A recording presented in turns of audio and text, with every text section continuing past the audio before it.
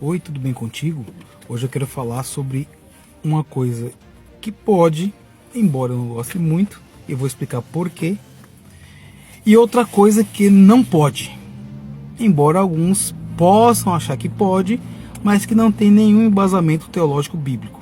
Se você quer saber o que pode e o que não pode ser falado em algumas expressões e coisas que fazemos como cristãos, fica até o final do vídeo.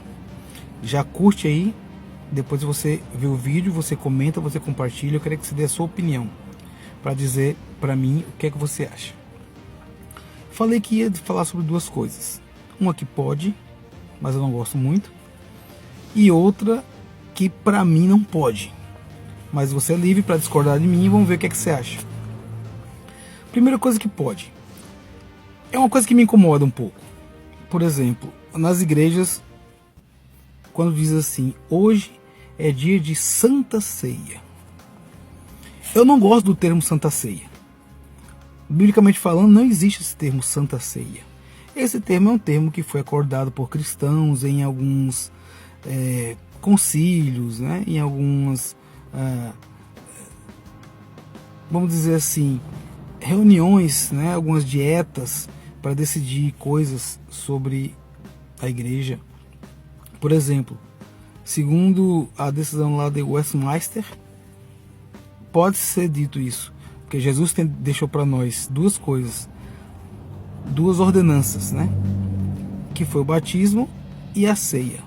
A ceia do Senhor. Eu prefiro que chame ceia do Senhor. Eu vou explicar por quê. Embora você pode chamar também Santa Ceia, mas eu pessoalmente não gosto. Por quê? Porque existe uma diferença de como a gente entende a ceia. Por exemplo, os evangélicos em relação aos católicos. A Igreja Católica, ela ensina que na ceia o pão e o vinho ou o suco de uva se transformam no corpo e no sangue de Jesus após a consagração.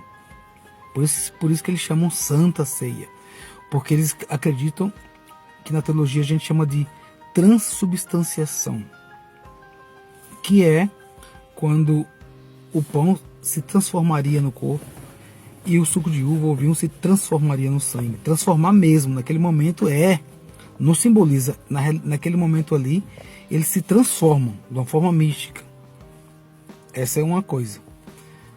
Tem outras denominações também que creem na consubstanciação, que o pão e o vinho não tem, o suco de uva não tem o corpo e o sangue, mas que quem toma é mais abençoado que quem não toma, contém uma graça especial, né? Que é a consubstanciação, ou seja, que contém ali alguma coisa de Jesus naqueles elementos.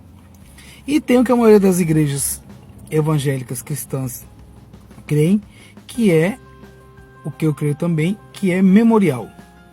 Nem transubstanciação, nem consubstanciação, mas memorial. Ou seja, aquele pão, ele lembra, ele representa o corpo de Cristo. E aquele suco de uva, ele representa o sangue de Cristo.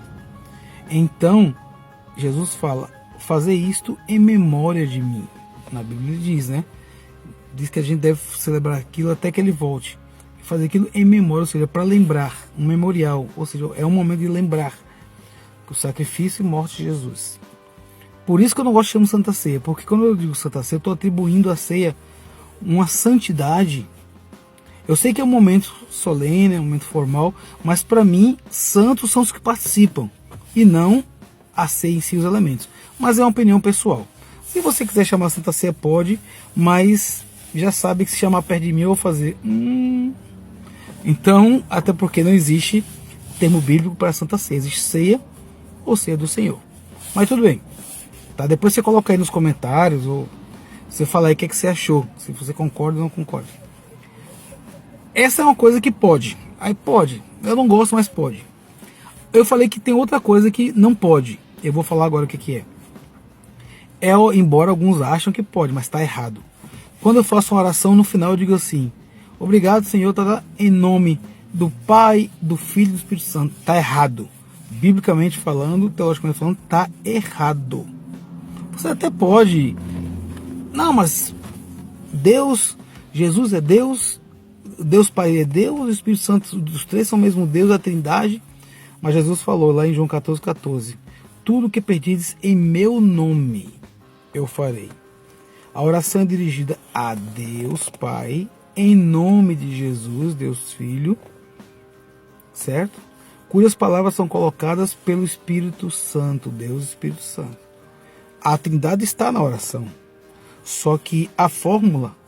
mas o batismo... Por que o batismo está no nome do Pai, do Filho e do Espírito Santo? Porque está escrito. Assim como está escrito Jesus falando que o que pedis em meu nome, em João 14,14, em outros textos da Bíblia, que diz que Jesus é o nosso intercessor diante de Deus, o nosso mediador, lá Paulo em 1 Timóteo 2,5 fala isso.